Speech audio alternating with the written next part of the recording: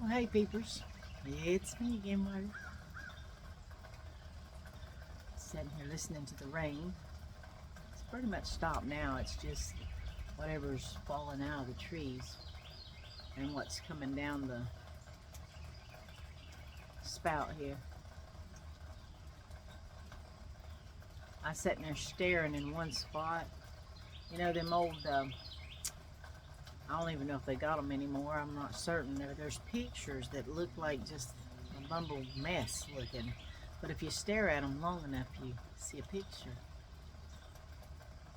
And I find myself doing that a lot. Just staring out at the trees and try to stare in one spot, and then I can see, like right now, I can see the rain when it falls on leaves, and you can see the individual leaves just moving all over the place. It's just beautiful.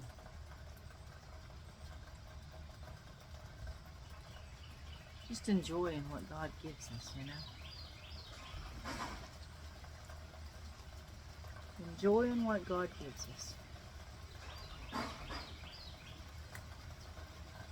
Sounds like we're getting a little more rain. I don't know what he's doing out there. But I'm on here because of the spirit of anxiety. The spirit of fear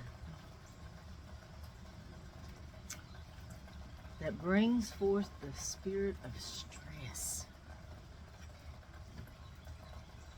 That's how Satan gets us. All through Scripture, the angels tell people who are terrified and scared, fear not. Fear not, saith the Lord. It tells us that God does not give us a spirit of fear.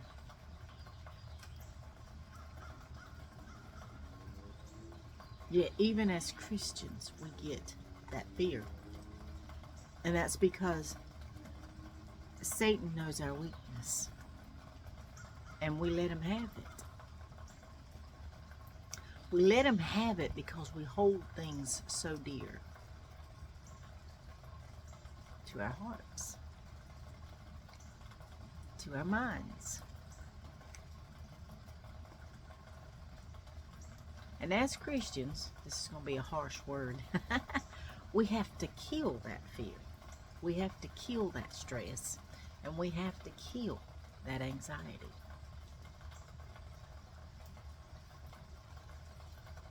For years, I carried those spirits. Occasionally, those spirits still attack me. But I have gotten stronger at saying, oh no, not today, Satan. God's got this. God will take care of these. For years it was, where's my children? What are they doing? Are they safe? I'd call them and they wouldn't answer my phone. Oh, where are they at? I just heard about a wreck. It would just terrify me. And when they were little, because I had a infant pass away in his sleep, I was constantly up and all throughout the night looking to see if they were awake, or whether they were sleeping, and if they were breathing, and, those kind of things. I've fallen down these two stairs, these stairs 2 times in my house, checking on a child who was sleeping. Woke up the whole house, trust me. I mean, I had concussions and I had all kinds of stuff. So stress can kill you if you're not careful.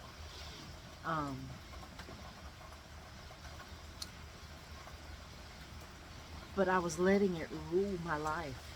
I was letting it rule everything. I was arguing with my husband, arguing with my children. I was constantly just and it was Satan using my heartstrings and using my mind to attack those I love. All because I love them.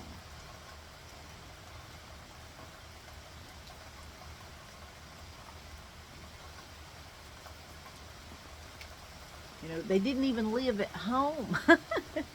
They lived as like, why aren't you answering my phone calls? You know, I'm worrying and I'm stressing out, Mom, I didn't answer the phone. I was busy. You're going to get rid of this stress. I mean, you're going to kill yourself from worrying over something you don't need to be worrying about. All because you think that's important and it's not. What's important is you need to take care of yourself. Don't worry about what me and my husband's doing. Don't worry about what, Michael and his wife's doing. You worry about your yard. Those are the kind of things you get. It's like, and you feel like you're being smacked in the nose, or your hands getting smacked because you're meddling where you don't need to be meddling. That you feel as a mother you have a right to, right? So I was like, God, what do I do? All this stress, this anxiety, I want my children safe. I want to know they're safe. I want to help them in their, issues, their problems. And God said, every child has to leave home. And every mother goes through the same thing. But every mother has to learn at their own pace when to cut those strings.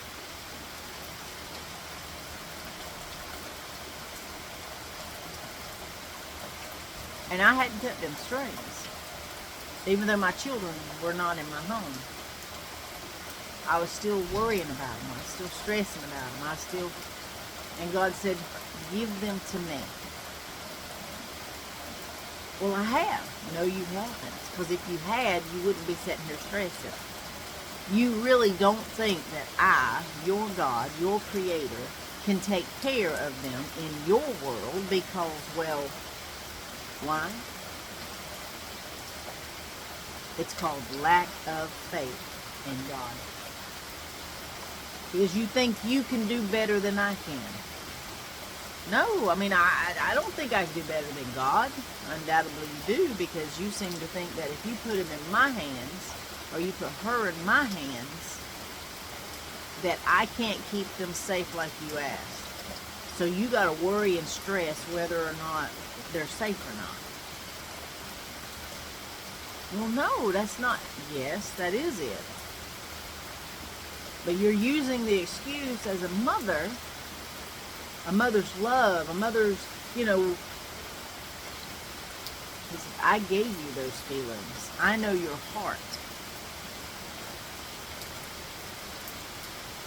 Let go.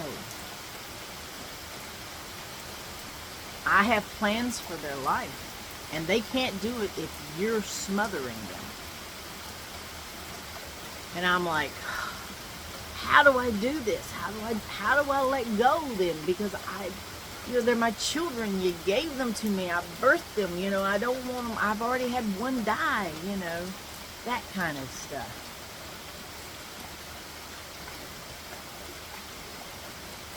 And I was like,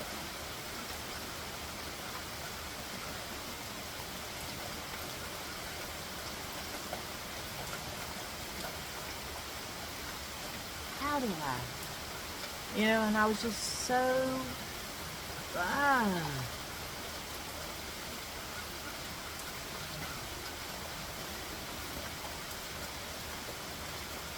overwhelmed, stressed out, in a state of mind that was total chaos. And God was trying to help me through it. But Satan had me in a chokehold. They're your kids. You love them. They're your heart.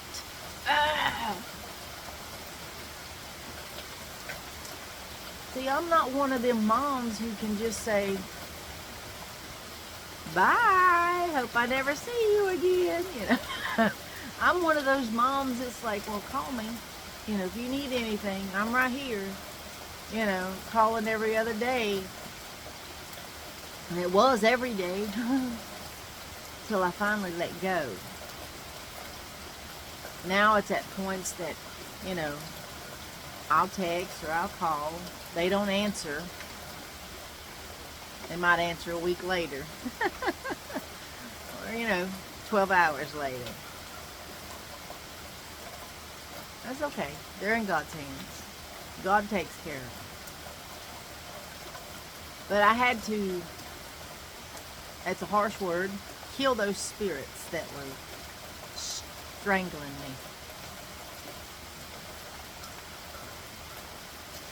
me. That's the hardest thing to do, because it pertains to heartstrings.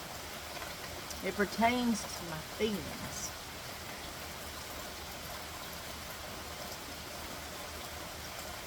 But I had to sink myself into stuff and talk with God all the time right here. And then one day,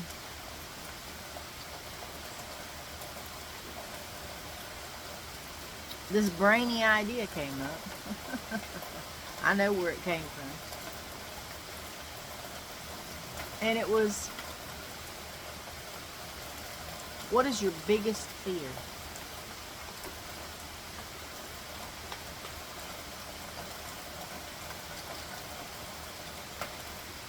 What is your biggest fear? Oh. At the time, it was, drowning. Because I've done that when I was a little girl. And I'm scared of water.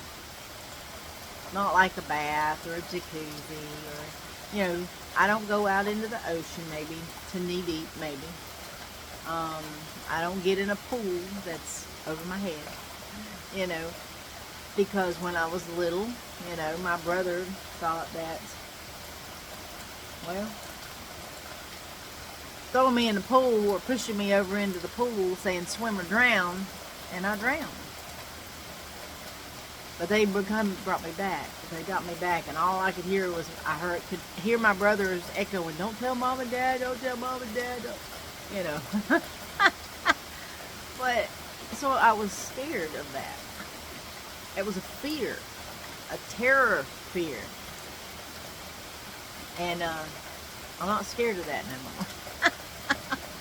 But at the time, that was my biggest fear. Even over my children leaving the home, that was my biggest fear. God said, you got through the death of a son, right?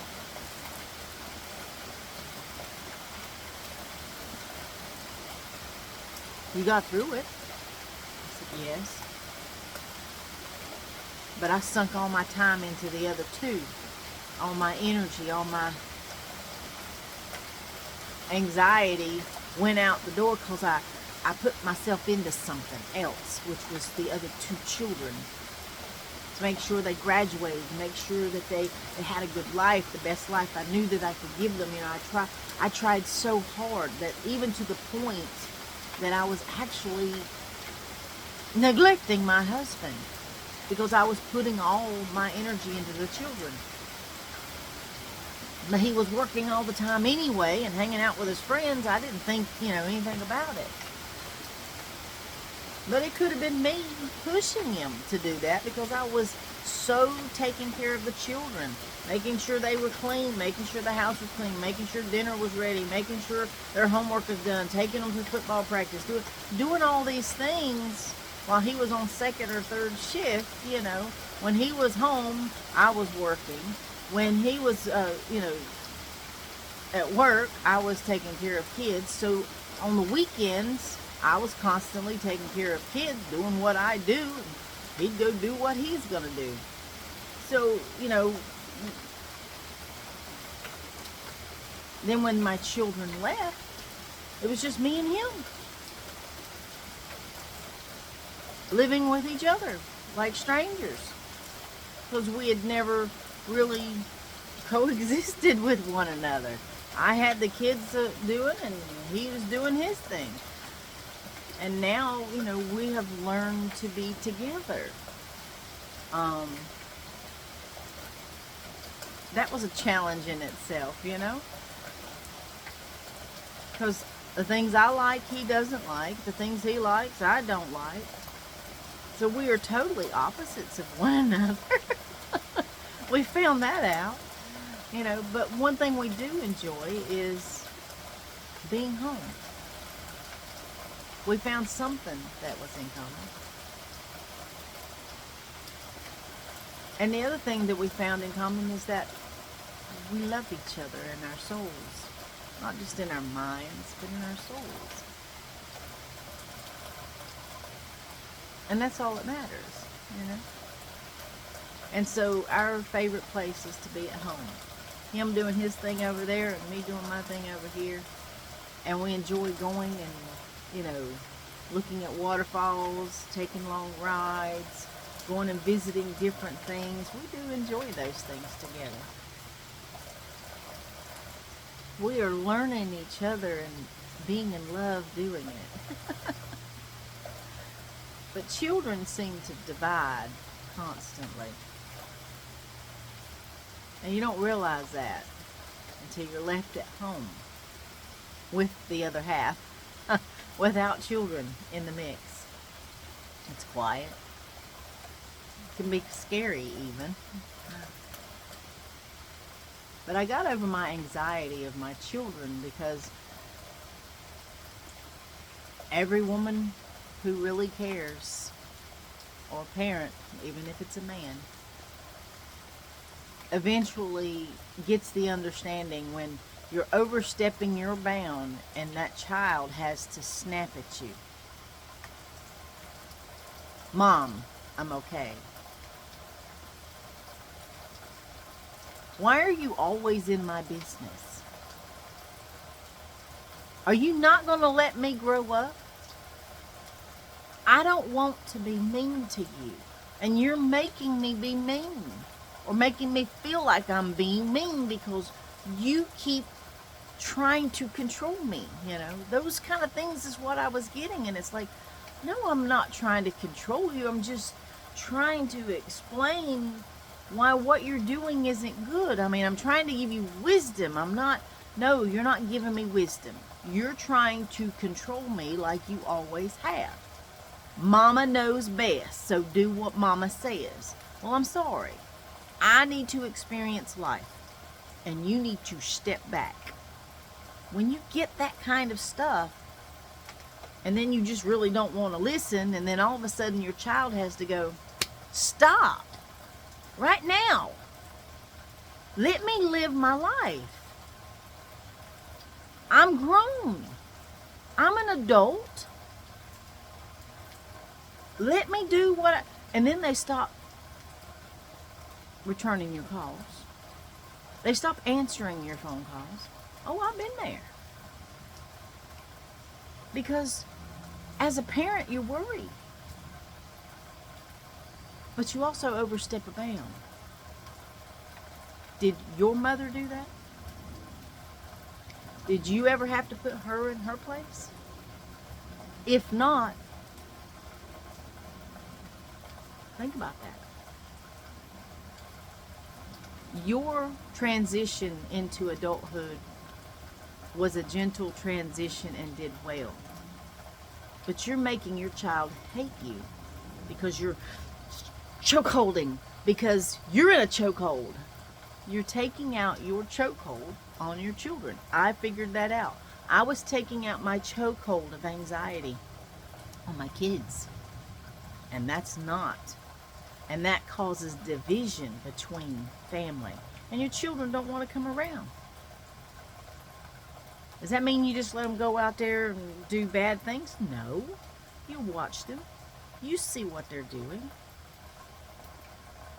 You pray and ask God how to do it.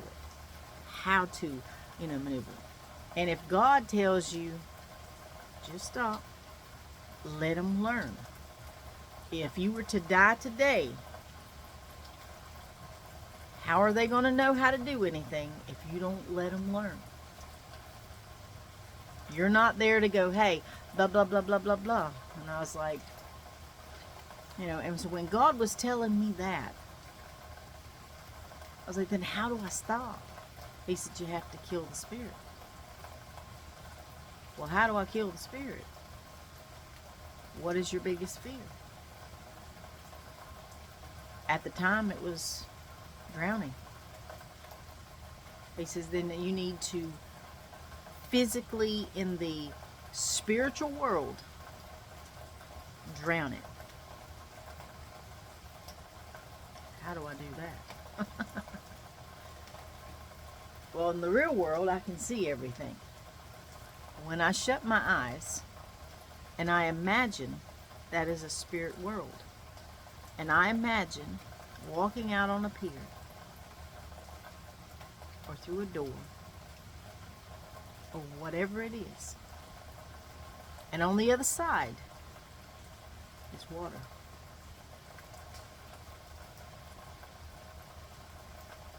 And the moment that I am either pushed in or I jump in, I hold my breath. And I really did hold my breath. I went, and I jumped in, and I'm holding my breath, y'all. I'm holding my breath. Till I couldn't do it no more.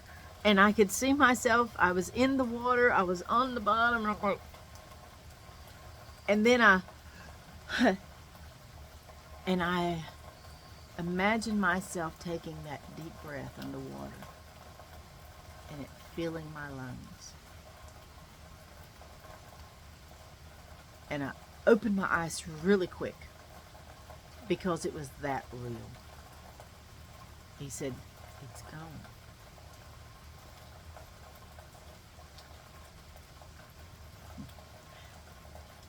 I can now get in a 6-foot pool and that fear is gone. You can push me in there and I can doggy paddle to the side. I'm not a good swimmer, but I can swim enough to get myself back to wherever I need to be. And at the same time, I learned to back off of my children and be the safety net that they need, instead of the hammer that's sledgehammering them in the head. Do this, do this, do this. Instead, I'm this net so that when they do fall, they have me to fall on.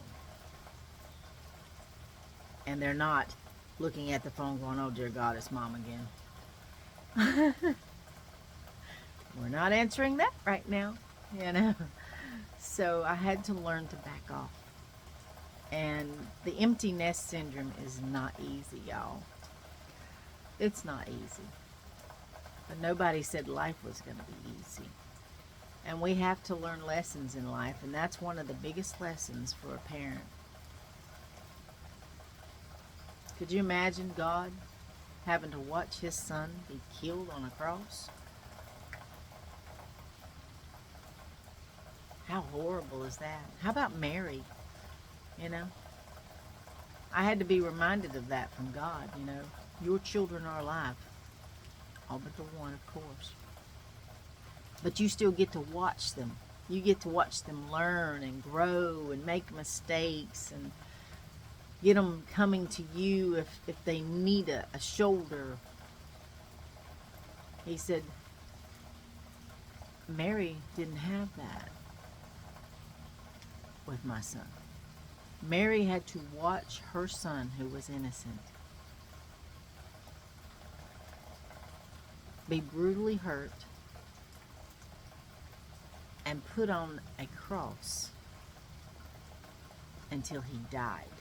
She couldn't hold him. She couldn't go to him. She couldn't get him off the cross. She couldn't do those things that she wanted to so badly. All she could do was grab her chest, hit her knees, and squall like a baby. He said, you don't have to do that because he did it for you. She did it for you. He said, you have your child. Enjoy watching them learn. Enjoy watching them become the man and woman that you hope they to be. And so I watched. Oh, don't think every once in a while I didn't want to go, ooh, that's not a good idea. But instead, I'd just pray. I'd say, God, I don't think what they're doing is right. But I'm going to let you have it because I know you can guide them to do the right things and guide them even if they're doing wrong to safety. And he does. And I don't worry about my children anymore. They're God's. I put them in his hand, and I trust that God, the creator, who created all the things that I look at, can protect them, can do what is good and necessary for my children. And as long as I pray over them, all 4 of them plus my 2 grandchildren, I pray for all of them. Because my son married, and it says 2 become twine, and she became my daughter. My daughter married her husband. It says 2 became twine, 1 person now, so therefore he is my son. And their children are my grandchildren. And I pray over them, and I give them to God. And I ask God for guidance. I put them all in that little basket. I say, God, they're yours. And I know God will take care of anything I give him. I have true faith in that. I do not doubt that God will take care of anything because he created me, he created you, he created everything in this world. Who am I to say the creator God can't do something? But my faith over the years has built and grown to the point that, I might talk to my son. My son goes by my house, every day? Every day he goes by my street. Goes to work, comes from work. I might see him once a month, maybe. Maybe, yeah. He has life. Life does that, He has to live his life. He's got to get home to his son. He's got to do what, a parent has to do. Think about how many times you went to see your parents as you had children. Think about how many times your parents took you to your grandparents when you were little. You know what I mean? It gets longer and longer and longer between visits because life throws you problems and you just can't be up somebody's butt every single day. And as a parent, we have to sit back, wrench our hands, and wait.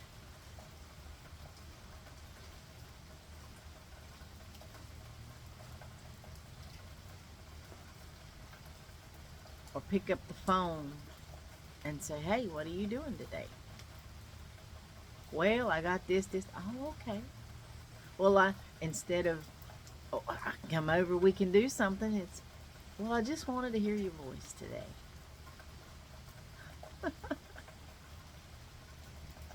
Whatever it takes to get through it. And so then I just plunged myself into canning, different hobbies that gave me enjoyment. I do family tree research. I read the Bible. I do canning. And of recent years, I have been doing the Fountain of Sweetwater, the videos that God has put on my heart to do because he wanted me to do them. So, just let God guide you. And put down those stressors of anxiety because they can kill you. And then where are you? Then who's going to sit back and be that safety net for your children if you're no longer here. I had to think that way. Who's going to be here to watch them grow? Who's going to be here to help guide them if they need guidance? If I'm gone, who's going to give them that solid guidance? So I need to back off and just be a safety net, so that while they're alive and I'm alive, I can give little nuggets of wisdom along the way as they come and ask, what do I do? They may not take all of my wisdom, but they might take a few nuggets here and there. And that's worth everything. To watch them grow and become the man and the woman that I expected them to be, you know. And I have good children. I have wonderful children. And they married wonderful, wonderful people. We're all human. We all get misguided. And I enjoy just watching as they grow. Do I always agree with everything? No. I just have to accept. It's their life. They have to live it and they have to wander through it. And if I give them advice and they don't take it, well, it's their choice. And they're right. And it's not my place to try to make them do something they don't want to do. God don't make me do anything I don't want to do. He gives me a choice. And so rightfully I give my children their choices. They're the one who's making them, so they're the ones that's got to live through it. I just have to sit on the sideline and go, okay, God. And God says, I got this. And I'm like, I know you got this. Just sitting back and watch. But it's a hard thing as a mother to watch your children cry or whine, or you want to fix it. Well, you can't fix their problems, Mom, Dad. You can't fix them. If they're not willing for you to fix them, they got to learn. It's what this world is anyway. It's a learning ground. I love y'all. I hope you got something out of my babbling. But I was just thinking about my children today. And I thought, there's a lot of parents out there who probably go through the same thing I did. Maybe something that I said can help them out. It's hard. I know it is. Hundreds of thousands, if not millions of people go through the same thing every single day. And they get through it. Because they have to learn what works for them. And I bet you well over 75% of them give it to God. Because you have to. He's the only one that can help them when you're not there. I love y'all. Y'all have a blessed and wonderful day. And remember, He's listening. You listen. And be quiet every once in a while so you can hear what He's saying. He'll never fearmonger. He's all good. He'll never confuse. So if you're confused, if you're angry, if you're hurt, if you're fearing, having anxiety, those are not of God. That's Satan and his gurus working on you because he's found your weakness. Give it to God. I love y'all. Bye.